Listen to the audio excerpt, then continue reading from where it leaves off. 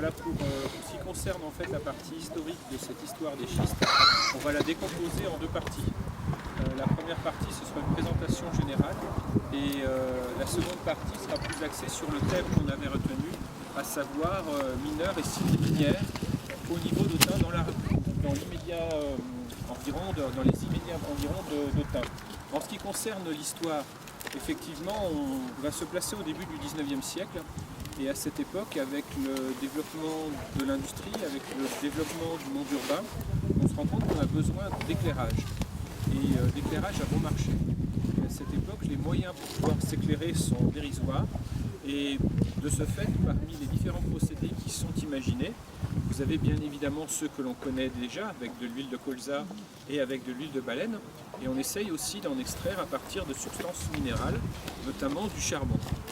L'inconvénient du charbon, c'est qu'en définitive, c'est un procédé qu'on va qualifier indirect. Il faut déjà brûler du charbon pour récupérer du gaz.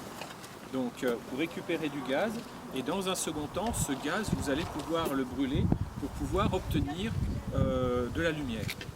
Ce procédé s'avère relativement dangereux. On a quelques explosions spectaculaires, notamment au niveau de Paris et de Lyon, qui vont provoquer un certain rejet, ou en tous les cas, quelques craintes par rapport à l'usage de ce qu'on a appelé le gaz de houille. C'est pour cette raison qu'un ingénieur qui était justement un de ces pionniers de la filière gaz de houille, gaz de mille en France, qui s'appelait Selig, a décidé de regarder d'autres moyens pour pouvoir obtenir des produits lampants, des produits d'éclairage. Et parmi les substances qui existaient dans le sous-sol français, on connaissait déjà le schiste bitumineux et on savait que ce schiste était capable de libérer une huile en le chauffant à une certaine température, huile qu'on pourrait ensuite, après, brûler comme moyen d'éclairage. Ou alors récupérer le gaz qui était contenu dans ce schiste, là encore, comme moyen d'éclairage.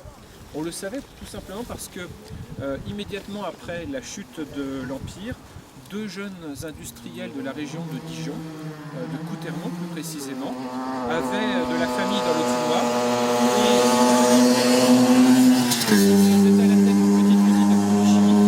Ils avaient eu l'idée justement d'utiliser la roche qui se trouvait dans les terrains de leur oncle, tout simplement, dans cette usine, et ils avaient réussi pendant plusieurs jours à éclairer la cour de l'usine avec justement l'huile extraite du schiste. Donc on savait que ça marchait, avec énormément d'inconvénients. Par exemple, dès le début, on s'est rendu compte qu'on pouvait l'utiliser pour éclairer en extérieur, mais absolument pas en intérieur. L'odeur était absolument insupportable.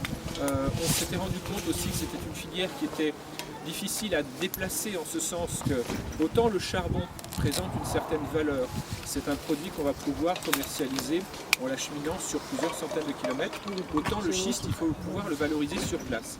Et c'est donc l'idée de Selig, plutôt que de transporter le schiste à Dijon, à Lyon, comme on a pu avoir l'envie de le faire au départ, c'est le valoriser sur place, extraire l'huile, et cette huile ensuite l'acheminer vers les lieux de consommation. Les débuts sont très chaotiques. Vous pouvez imaginer que pendant 20-25 ans, on est dans une phase qui est vraiment le tâtonnement du tâtonnement, les tout débuts de la filière. Les échecs sont multiples. Selig se ruine en essayant d'industrialiser son procédé. Pourtant, c'est un personnage connu, reconnu. Il fait plusieurs publications qui sont présentées auprès de l'Académie des sciences au début des années 1840. Donc, vraiment une filière qui a du mal à s'imposer. Et tout va changer en 1855. On a à ce moment-là une exposition universelle à Paris et au moment de cette exposition, plusieurs échantillons d'huile de schiste sont présentés au public. Et là, c'est vraiment une sorte d'émerveillement parce qu'on découvre qu'un produit qui a une valeur marchande assez limitée, qui ne coûte pas très cher, peut très bien éclairer. En adaptant les lampes que l'on a déjà en usage à cette époque, on peut très bien l'utiliser. Et donc de ce fait, dans les années qui vont suivre, on assiste à la création d'une multitude de petites usines dans l'Autunois. Si certains parmi vous vont de temps en temps en direction de Dijon, vous regarderez au lieu-dit les Abots. En l'espace de 100 mètres entre les Abots et Cordès, vous avez des crassiers de 3 usines qui ont fonctionné de concert. Parfois en étant rivales, parfois en étant coordonnées dans leurs activités. Donc clairement, on a eu des moments comme ça d'effervescence entre